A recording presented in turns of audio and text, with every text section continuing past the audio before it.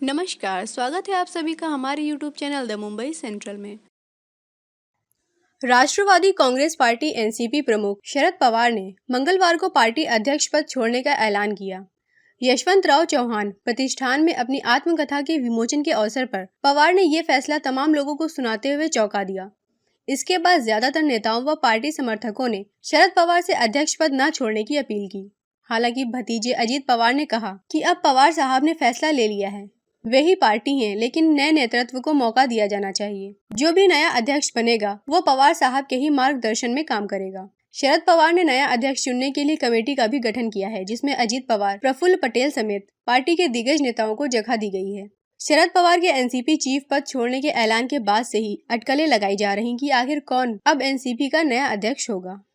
शरद पवार के बाद एनसीपी प्रमुख बनने के नाम में जो सबसे आगे चल रहे हैं वे उनके भतीजे अजीत पवार हैं। दरअसल अजीत महाराष्ट्र की पूर्व एनडीए सरकार में उप मुख्यमंत्री थे और जब पिछले साल उद्धव सरकार शिवसेना में टूट की वजह से गिर गई तो अजीत पवार को विपक्ष का नेता बनाया गया। वो बारामती निर्वाचन क्षेत्र का प्रतिनिधित्व करने वाले महाराष्ट्र विधानसभा के सदस्य हैं। डिप्टी सीएम होने के साथ साथ अजीत महाराष्ट्र के वित्त मंत्री भी थे।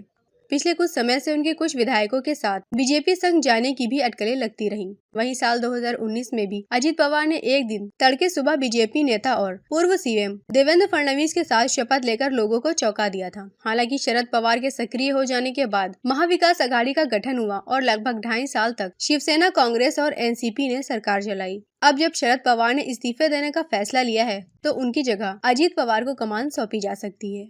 एनसीपी की अगली अध्यक्ष की रेस में खुद शरद पवार की बेटी सुप्रिया सुले भी शामिल हैं। वो बारामती से लोकसभा सांसद हैं। वो 15वीं और 16वीं लोकसभा की भी सदस्य रह चुकी हैं। इसके अलावा सितंबर 2006 में उन्हें राज्यसभा के सदस्य के रूप में सदन में भेजा गया था। सुप्रिया सुले को महाराष्ट्र की तेज तर्रार नेता माना जाता है और उनके लोकसभा में दिए गए कई भाषण वायरल होते रहते हैं। सुप्रिया भी एनसीपी चीफ की रेस में बनी हुई हैं। यदि शरद पवार अपना इस्तीफा देने का फैसला वापस नहीं लेते तो ये जरूर है कि अजीत पवार के अलावा सुप्रिया सुले भी उन नामों में शामिल होंगी जिनको अध्यक्ष बनाए जाने के रूप में विचार किया जाएगा।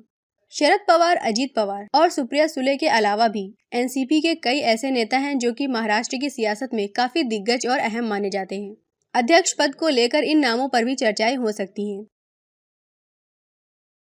जिस समय शरद पवार ने इस्तीफे का ऐलान किया उसके बाद वहां मौजूद जयंत पाटिल और पार्टी नेता जितेंद्र चौहान रो पड़े। प्रफुल्ल पटेल ने हाथ जोड़कर पवार से उनका फैसला वापस लेने की विनती की। पटेल ने कहा कि पवार ने अपने इस्तीफे की घोषणा करने से पहले किसी को विश्वास में नहीं लिया। हालांकि अजीत पवार या फिर सुप्रिया सुले के नाम शरद पवार के बाद अध्यक्ष बनने की रेस में सबसे आगे चल रहे हैं।